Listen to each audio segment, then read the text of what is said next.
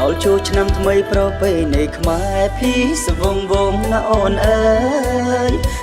សូមទទួលយកស្នាមញញឹមនិងភាពរីករាយក្នុងឱកាសពិធីបុណ្យចូលឆ្នាំថ្មីប្រពៃណីជាតិខ្មែរនិងសូមចូលរួមលេងល្បែងប្រជាប្រិយខ្មែរទាំងអស់គ្នា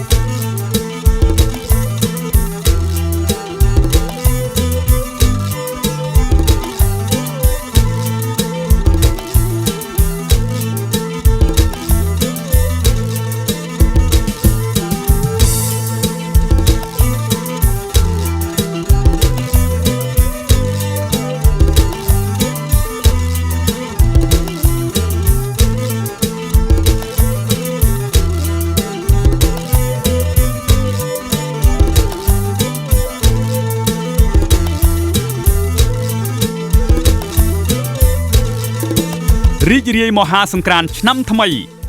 កូនខ្មែរប្រុសស្រីថែមរតកដូនតា